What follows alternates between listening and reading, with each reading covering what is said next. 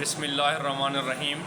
میں Hakim Muhammad Hasnain Qadri Rashidi, principal Al-Qadri public school railway road Ahmadpur Sharqia سے آپ بھائیوں کی خدمت میں۔ میرے پاس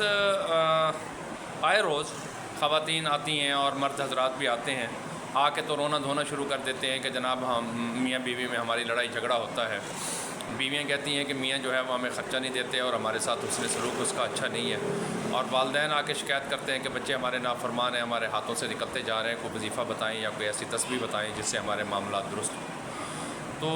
دوسرا جو ہے وہ رزق کی تنگی کا شکار رہتے ہیں، تنگ دستی ہے، گھر میں سکون نہیں ہوتا، گھر میں داخل ہوتے ہیں تو کاٹ کھانے کو دوڑتا ہے، دل کرتا ہے باہر نکل جائیں۔ اس قسم کی کیفیات جو ہیں وہ کیوں پیدا ہوتی ہیں اور اس کا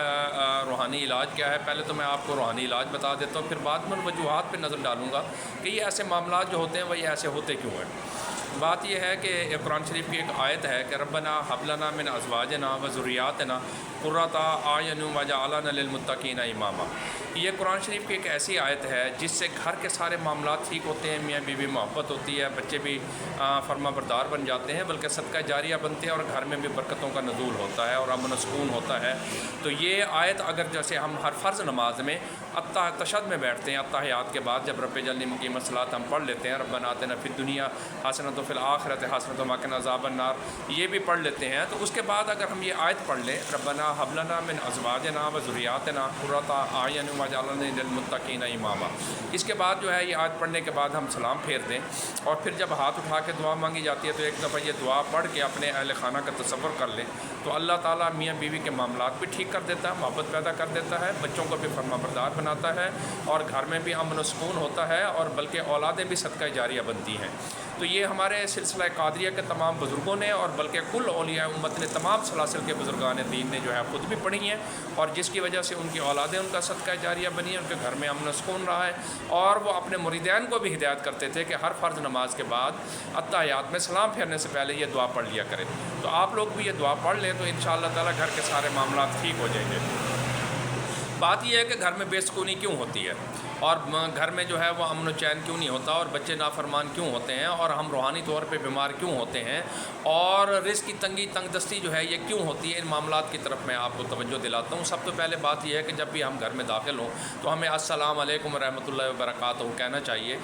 جب ہم سلامتی کے گھر کے لیے خود دعا کر رہے ہیں اور بار بار اگر دن میں 3-4 دفعہ بھی داخل ہوتے ہیں، بار بار اگر ہم ایسا کریں گے تو اللہ تعالیٰ گھر میں سلامتی نصیب کرتا ہے۔ دوسرا، ہماری سب سے بڑی غلطی یہ ہوتی ہے کہ ہم جو ہے واش روم کو اس کے دروازے کھلے چھوڑ دیتے ہیں اکثر اوقات۔ اکثر گھروں میں دروازے، بچے واش روم کر کے آئے دروازہ کھلا چھوڑ کر آ جاتے ہیں، تو یہ شیاطین جو ہیں یہ ان کی آماج گاہ جو ہوتی ہے وہ واش روم ہوتی ہے۔ اسی لیے حضور علیہ الصلوۃ والسلام نے واش روم میں داخل ہونے سے بھی دعا کی جو ہے وہ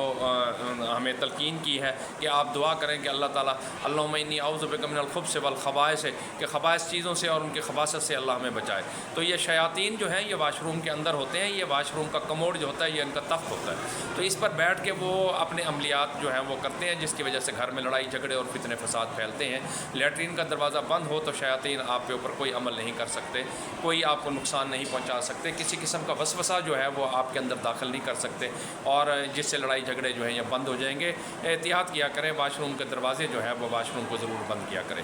بیماریاں کیوں پیدا ہوتی ہیں؟ بیماریاں اس لیے پیدا ہوتی ہیں کہ ہم واش روم کے غسل خانے کے اندر اپنے کپڑے نہا کے،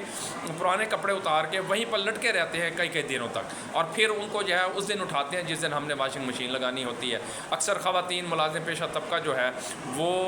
صبح نئے کپڑے پہن کے چلا جاتا ہے، پرانے کپڑے جو ہے وہاں لٹکا دیتا ہے، اور شام کو جب نوکری سے واپس آتے ہیں تو وہی کپڑے پرانے جو واش روم کے اندر جو لٹکے ہوتے ہیں وہ پہن لیتے ہیں۔ اب واش روم کے اندر جو ہوتے ہیں مختلف قسم کے جراثیم ہوتے ہیں اور شیطانی عوامل بھی وہاں پر کار فرما ہوتے ہیں۔ آپ یہ دیکھیں کہ کپڑا واش روم کے اندر جو لٹکا دیا جائے 4 سے 5 گھنٹے تک تو وہ کپڑا سخت ہو جاتا ہے اور وہ سیدھا اسٹریٹ ہوتا ہے، اس پہ جو ہوتا ہے وہ عملیات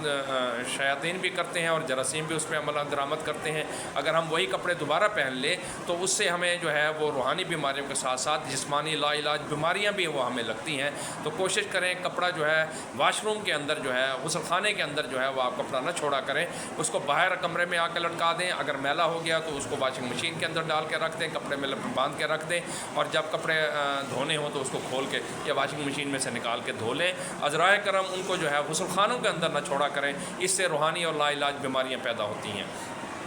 تیسری چیز جو ہے حضور علیہ الصلوۃ والسلام نے فرمایا کہ اپنے گھروں کو قبرستان مت بنائیں. ہم حضور علیہ الصلوۃ والسلام فرض نماز جو ہے وہ مسجد میں پڑھا کرتے تھے, نوافل اور سنتیں جو ہیں اور دوسری عبادات جو ہیں وہ اپنے گھر میں کیا کرتے تھے. تو ہمیں بھی چاہیے کہ ہم فرض نماز جو ہے وہ مسجد میں پڑھ کر آئیں اور سنتیں نوافل جو ہیں گھر میں پڑھیں, تاکہ آپ کو دیکھ کر آپ کے بچے بھی جو ہیں وہ نماز پڑھیں اور نماز پڑھنے کی ان کو عادت ہو.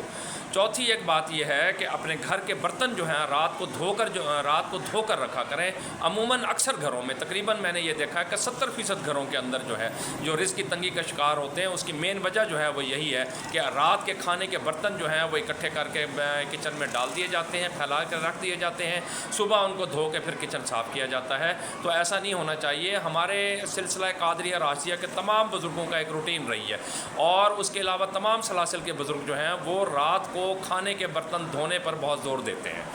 ہمارے حضرت حافظ محمد صدیق صاحب برچونڈی شریف رحمہ اللہ تعالیٰ نے اپنے لانگریوں کو ہدایت کر رکھی تھی کہ رات کو لنگر کے جتنے بھی برتن ہیں سارے آپ نے دھو کے الٹے کر کے رکھ دینے ہیں, اور حتیٰ کہ چولہا بھی صاف کر کے, وہ توا بھی جو ہے صاف کر کے چولہے کے اوپر الٹا رکھ دینا ہے, اور صبح آتے ہی بسم اللہ پڑھ کر جو ہے وہ چولہا پہلے وہ توے کو سیدھا کریں, پھر برتن سیدھے کر کے دیکھیں اللہ تعالیٰ دیکھیں کیسے رزق دیتا ہے. ہمارے حضرت سید تاج محمود امروٹی سنگھ رحمہ اللہ تعالیٰ خود جا کر رات کو کچن چیک کرتے تھے کہ کہیں کچن میں کوئی برتن کوئی ایسا تو نہیں پڑا جو اندھلا ہوا ہو, تو اس کو دھلوا کے رکھا کرتے تھے. ہمارے